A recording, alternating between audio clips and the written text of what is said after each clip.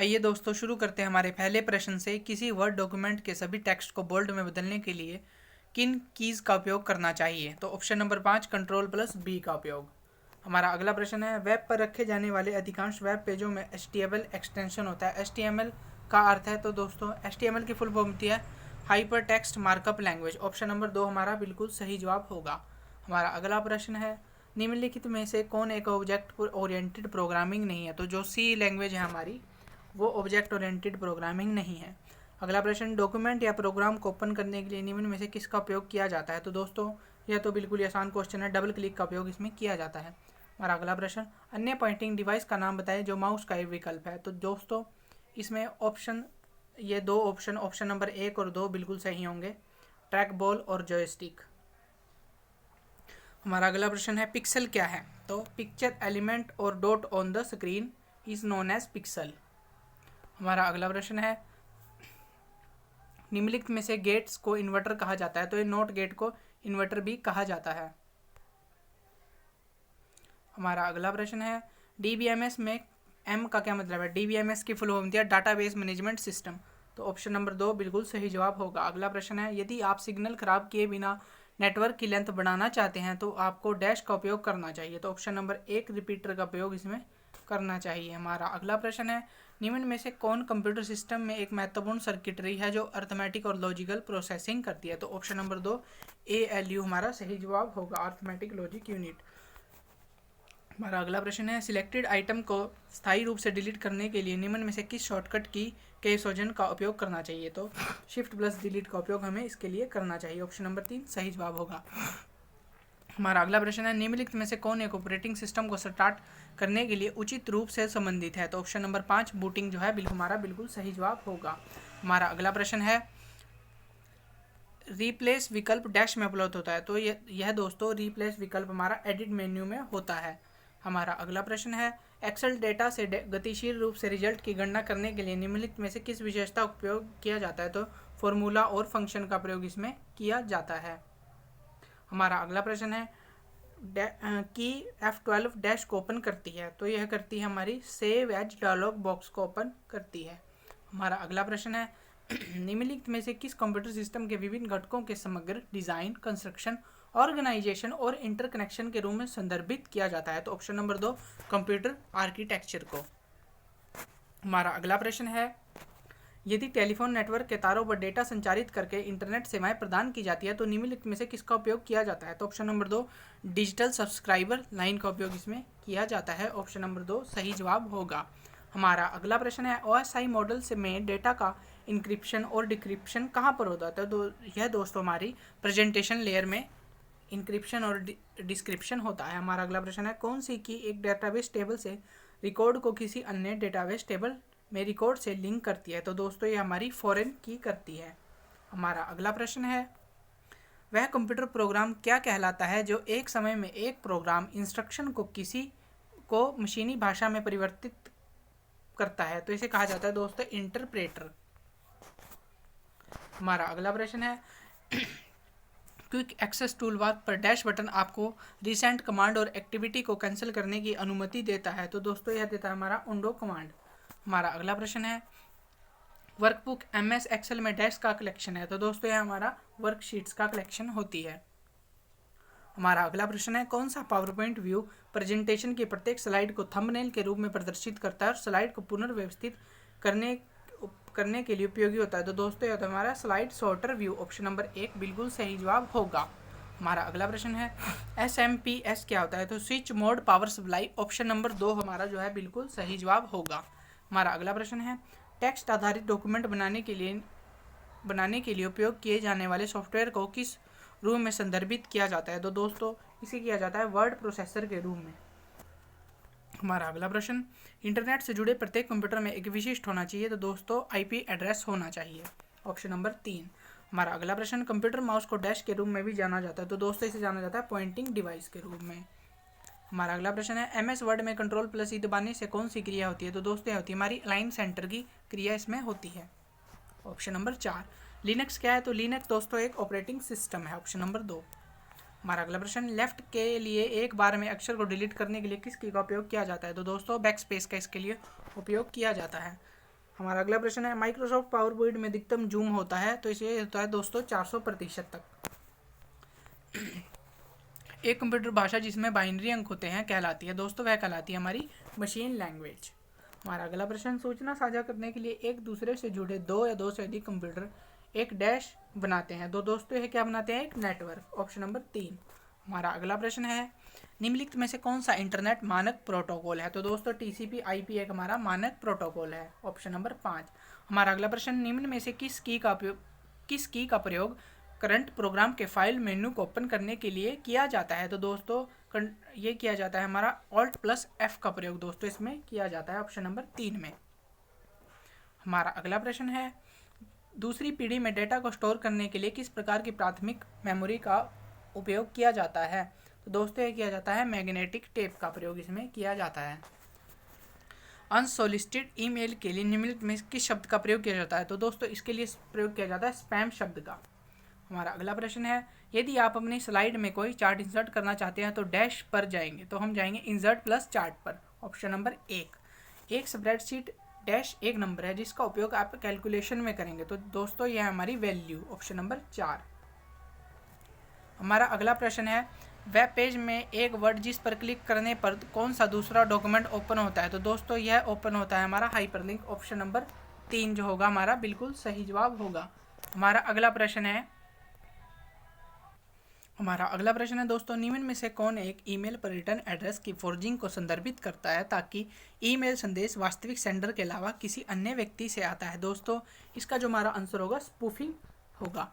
हमारा अगला प्रश्न है डैश सीमित भौगोलिक क्षेत्र में आमतौर पर एक ही बिल्डिंग के भीतर पर्सनल कंप्यूटर को जोड़ता है, दोस्तों ये जोड़ते हैं हमारा local area network. Option number 1। हमारा अगला प्रश्न रूटिंग किस लेयर पर होती है, तो दोस्तों होती है नेटवर्क लेयर पर। हमारा अगला प्रश्न है निम्नलिखित में से कौन सा शब्द इंटरनेट से जुड़ा है, तो दोस्तों बुकमार्क जो शब्द है हमारा इंटरनेट से संबंधित है। हमारा अगला प्रश्न आप MS वर्ड में फ़ॉन्ट डायलॉग बॉक्स पर फ़ॉन्ट साइज को टूल को कैसे एक्सेस कर सकते हैं, तो दोस्तों इसे एक्सेस कर सकते हैं हम Ctrl+Shift+P दबाकर। ऑप्शन नंबर 4 हमारा बिल्कुल सही जवाब होगा। हमारा अगला प्रश्न है लैन मैन जैसी नेटवर्किंग की शुरुआत कंप्यूटर की किस पीढ़ी में हुई, तो हुई हमारी दोस्तों चौथी पीढ़ी के कंप्यूटर्स में इसकी शुरुआत हुई। Option number 4। हमारा अगला प्रश्न है HTML टैग एक वेब पेज के अंतर्गत छिपे हुए कीवर्ड हैं जो परिभाषित करते हैं कि ब्राउजर फॉर्मेट और कंटेंट कैसे प्रदर्शित होगा। किस प्रकार के ब्रैकेट HTML टैग बनाते हैं, तो दोस्तों यह बनाते हैं हमारे एंगुलर ब्रैकेट्स। एंगुलर ब्रैकेट्स कैसे, मतलब ये इस तरह के कुछ, ये इन्हें कहा जाता है एंगुलर ब्रैकेट्स। हमारा अगला प्रश्न है स्कैनर से संबंधित शब्द निम्न में से कौन सा है। स्कैनर से संबंधित शब्द है दोस्तों हमारा ट्वेन जो है स्कैनर से संबंधित है। Option number 2। अगला प्रश्न एक निबल डैश को संदर्भित करता है, तो ये करता है 4 बिट को। अगला प्रश्न है हमारा कीबोर्ड पर फंक्शन कीज़ की संख्या होती है दोस्तों, यह होती है 12। अगला प्रश्न कोडेड एंट्री जिनका उपयोग कंप्यूटर सिस्टम तक पहुंच प्राप्त करने के लिए किया जाता है वह कहलाती हैं दोस्तों, वह कहलाती है हमारी पासवर्ड। हमारा अगला प्रश्न है रीयूजेबल ऑप्टिकल स्टोरेज का आमतौर पर संक्षिप्त रूप होगा, तो ये दोस्तों यह होगा हमारा RW। हमारा अगला प्रश्न है विश्व का पहला इलेक्ट्रॉनिक कंप्यूटर था दोस्तों ENIAC। हमारा अगला प्रश्न है संभावित फॉल्ट और उनके कॉजेज का पता लगाने के लिए उपयोग किए जाने वाले प्रोग्राम को आप क्या कहते हैं, तो दोस्तों इसे कहते हैं हम बूट डिस्केट। Option number 4। हमारा अगला प्रश्न निम्नलिखित में से कौन ENIAC का फुल फॉर्म है, तो दोस्तों ENIAC की फुल फॉर्म है electronic numerical integrator and computer.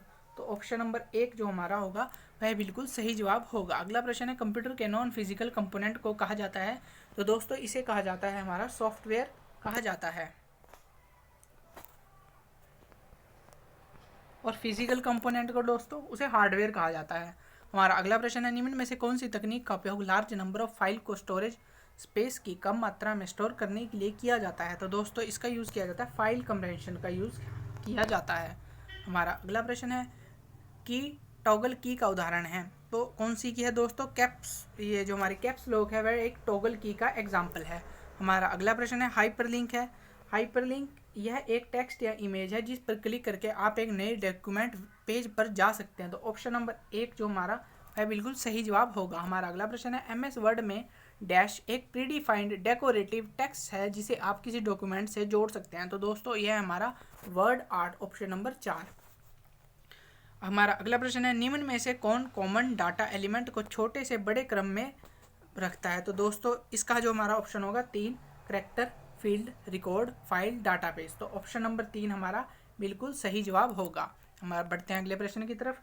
D RAM का क्या अर्थ है। तो दोस्तों डी रैम की फुल फॉर्म होती है dynamic random access memory. Option number 2। अगला प्रश्न निम्न में से कौन सी की न्यूनतम सुपर की है। तो दोस्तों जो हमारी कैंडिडेट की है वह एक सुपर की है, न्यूनतम सुपर की। हमारा अगला प्रश्न संक्षिप्त नाम हो आईएसपी। आईएसपी की फुल फॉर्म होती है internet service provider. Option number 4 बिल्कुल सही जवाब होगा। हमारा अगला प्रश्न है एक बारकोड एक डैश कोड है जो अलग अलग चौड़ाई या ऊंचाई के बार के साथ डाटा को रिप्रेजेंट करता है। तो ऑप्शन नंबर 1 ऑप्टिकल जो है हमारा बिल्कुल सही जवाब होगा। बढ़ते हैं अगले प्रश्न की तरफ। अगला प्रश्न है निम्न में से कौन डेटा ट्रांसफर का सबसे तेज मीडियम है। तो दोस्तों यह ऑप्टिकल फाइबर ऑप्टिक जो है हमारा सबसे तेज मीडियम है। IPv6 एड्रेस कितने समय का होता है। तो दोस्तों यह होता है हमारा 128 बिट का। ऑप्शन नंबर जो हमारा 4 है बिल्कुल सही जवाब होगा। हमारा अगला प्रश्न ईमेल क्या है। तो इसका जो ऑप्शन नंबर 3 है कंप्यूटर नेटवर्क के माध्यम से फाइलों और मैसेज को ट्रांसफ़र किया जा सकता है। ऑप्शन नंबर 3 जो हमारा सही जवाब होगा। अगला प्रश्न डैश एक प्रोग्राम का सेट है जो आपके कंप्यूटर के हार्डवेयर, डिवाइस और एप्लीकेशन सॉफ्टवेयर को एक साथ काम करने में सक्षम बनाता है। तो है हमारा यूटिलिटी सॉफ्टवेयर। ऑप्शन नंबर 2 जो है हमारा बिल्कुल सही जवाब होगा। बढ़ते हैं अगले प्रश्न की तरफ। कौन सा आउटपुट डिवाइस संसाधित जानकारी को एक प्रिंटिंग पेज में स्थानांतरित करता है। तो दोस्तों इसका जो सही जवाब होगा ऑप्शन नंबर 2 प्रिंटर होगा। हमारा अगला प्रश्न है निम्न उपकरणों में से वॉलेटाइल स्टोरेज डिवाइस की पहचान करें। तो दोस्तों जो इसमें वॉलेटाइल है हमारी वह ऑप्शन नंबर ए बिल्कुल सही जवाब होगा। हमारा अगला प्रश्न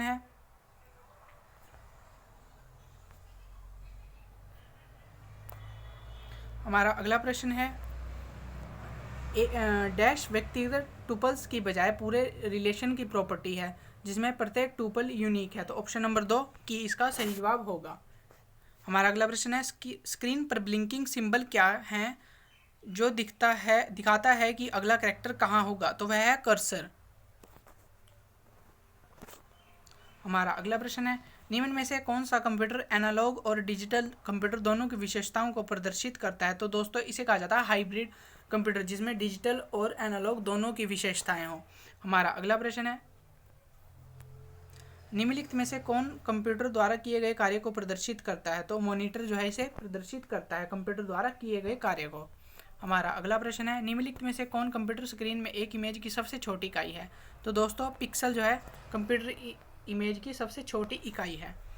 माइक्रोसॉफ्ट वर्ड द्वारा विकसित एक वर्ड प्रोसेसर है। MS वर्ड में स्पेलिंग चेक किस टैब में उपलब्ध एक फीचर है। तो दोस्तों यह रिव्यू टैब में होती है। Option number 4। हमारा अगला प्रश्न है MS वर्ड डॉक्यूमेंट में वर्तनी और व्याकरण की त्रुटियों का पता कैसे लगाया जा सकता है। तो प्रेस F7 की का यूज़ कर हम इसका पता लगा सकते हैं। हमारा अगला प्रश्न है वेब के लिए आमतौर पर इस्तेमाल किया जाने वाला ग्राफिक प्रारूप है। तो दोस्तों ये है हमारा GIF। Option number 1। हमारा अगला प्रश्न है निम्न में से कौन कंप्यूटर की क्रियाओं को नियंत्रित करने वाले सिग्नल को वहन करता है। तो दोस्तों ये हमारी control bus. Option number A सही जवाब। हमारा अगला प्रश्न निम्न में से कौन सा कार्य सर्वर द्वारा नहीं किया जाता है। तो दोस्तों वर्ड प्रोसेसिंग जो है वो सर्वर द्वारा नहीं की जाती। हमारा अगला प्रश्न है VoIP का पूर्ण रूप क्या है। तो वॉइस ओवर इंटरनेट प्रोटोकॉल जो है इसका बिल्कुल सही जवाब होगा। Option number 2। हमारा अगला प्रश्न है हार्ड ड्राइव का उपयोग क्या स्टोर करने के लिए किया जाता है। तो दोस्तों यह हमारा परमानेंट डेटा स्टोर करने के लिए हार्ड ड्राइव का प्रयोग किया जाता है। तो दोस्तों यह थे कुछ महत्वपूर्ण प्रश्न। कृपया मेरे YouTube चैनल को लाइक, शेयर, सब्सक्राइब करना ना भूलें। धन्यवाद दोस्तों।